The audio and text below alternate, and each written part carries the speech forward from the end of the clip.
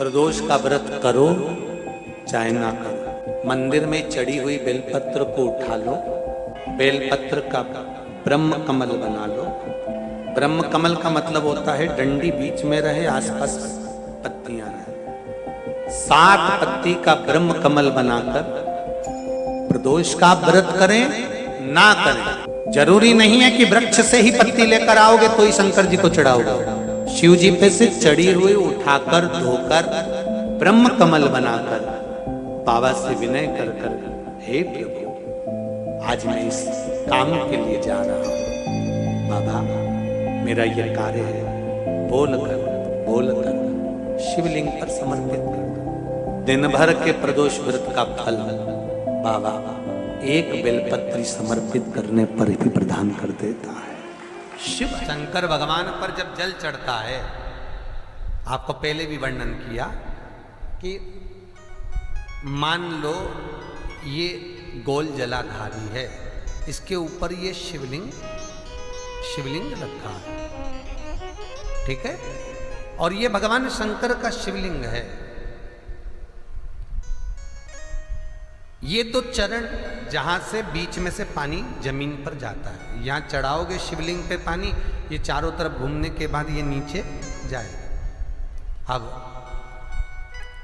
आपको पहले भी कहा ये 2 चरण जो हैं, सीधे भाग में गणेश जी का स्थान है, उल्टे भाग में कार्तिकेय का स्थान है। जहां शिवलिंग रखा हुआ है ये पार्वती जी के हस्तकमल हैं, और बीच में एक मोटी सी लाइन है जहां से पानी नीचे गिरता है, मोटी सी लाइन है, वो अशोक सुंदरी का स्थान है।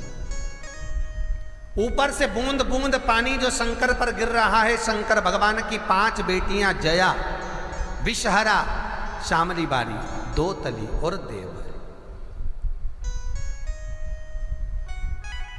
शंकर जी को जल चढ़ाने का नियम, शंकर जी को जल चढ़ाते हैं तो पहले जो जल चढ़ाया जाता है, जहाँ गणेश जी का स्थान है पहले पानी वहाँ चढ़ाइए, फिर कार्तिकेय जी के स्थान पर चढ़ाइए, फिर अशोक सुंदरी की जगह चढ़ाइए।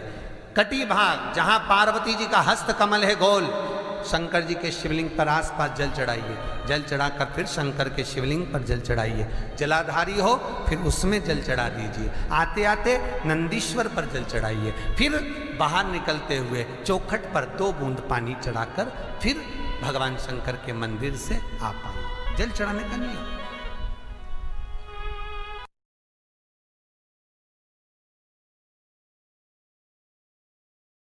चित्त वृत्ति में परमात्मा की भक्ति को धारण करना भी सुख का अनुभव करा, सुख का अनुभव। ये उसी तरह है जैसे तुलसी के गुणों पर आधारित, तुलसी के 3 गुण और रुद्राक्ष के 3 गुण अपने जीवन में उतारिएगा बहुत ध्यान से। तुलसी अपने गले में अपन क्यों धारण करते हैं, इसलिए पहनते हैं। रुद्राक्ष अपन क्यों पहनते हैं, उसका कारण, क्योंकि नारायण बिना तुलसी के भोजन को भी स्वीकार नहीं करते। करते हैं क्या? नहीं। जब भगवान बिना तुलसी के भोजन स्वीकार नहीं करते, तो फिर आपके गले में अगर तुलसी की माला नहीं होगी तो नारायण आपको कैसे स्वीकार करेंगे? बिना तुलसी के, बिना रुद्राक्ष के।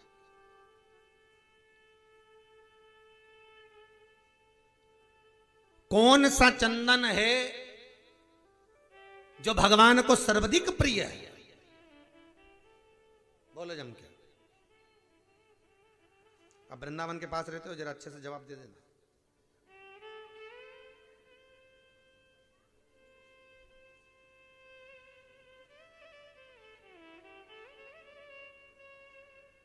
बोलते जाओ जरा जल्दी जल्दी। कौन सा चंदन है जो भगवान को अति प्रिय है, और जिस चंदन को 2 महीना तक व्यक्ति अगर भगवान के मस्तक पर लगाता है और स्वतः मस्तक पर लगाता है, तो भगवान उसको 2 महीने के अंदर एक बार गले लगाने के लिए जरूर आते हैं। महाराज, उसके जीवन काल में नारायण ठाकुर उसको गले लगाने आता है। कौन सा है? गोपी चंद। और बोलो जी जी जी आगरा वाली।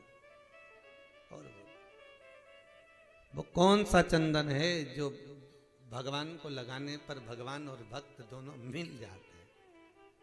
वो है हरि चंदन। कौन सा चंदन है? हरि चंदन। हरि चंदन कैसे बनाया जाता है? जरा सी कुंकू या हल्दी पाट पर डालकर तुलसी की लकड़ी से घिस कर पानी डालकर, चंदन नहीं, काय की लकड़ी? तुलसी की लकड़ी को घिस कर चंदन तैयार करा जाता है, वो हरि चंदन कहलाता है। वही हरि चंदन भगवान को लगाएं, अपने मस्तक पर लगाएं, मेरा नारायण आकर गले लग जाता है, वो हरि चंदन है। सर्व चंदनों में श्रेष्ठता का भाव तुलसी के गुण तत्व को प्रकट कर देता। तुलसी के गुण तत्व,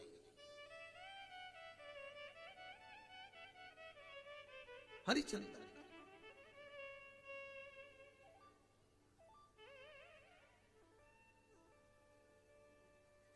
हरिचंदन का भाव तुलसी के तात्विक सुख का अनुभव कराता है, उसको लगाए।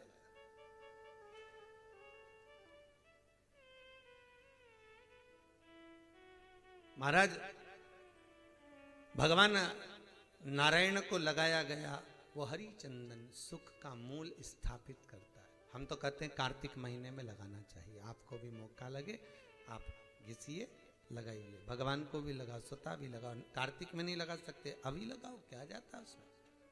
तुलसी। कई कई जगह बड़ा विचित्र काम होता है कि कोई मर जाता है तो तुलसी की लकड़ी उसके पीछे पीछे लेके जाते, शमशान में ले जाके तुलसी को सिर के पास रख के आग लगाते।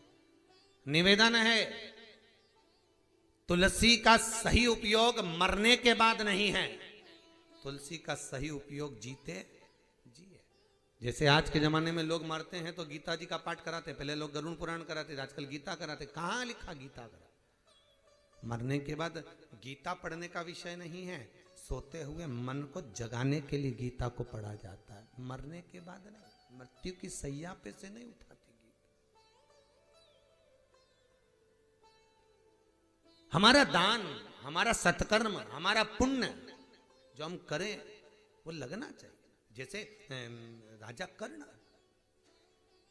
जिसको लोग दानवीर कर्ण कहते हैं, राजा कर्ण क्या दान करा था उसने जिंदगी में? सोना, सोना, स्वर्ण ही स्वर्ण। अंतिम समय प्राण छूट गए, भूमि पर पड़ा था, बाण उसको लगे हुए थे, मरने जा रहा है। मेरे भगवान द्वारका नाथ को दया आ गई, मरेगा तो ऊपर जाकर इसको खाने को सोना ही मिलेगा, कुछ ऐसा कर दूं कि ऊपर जाकर इसको अन्न मिल जाए।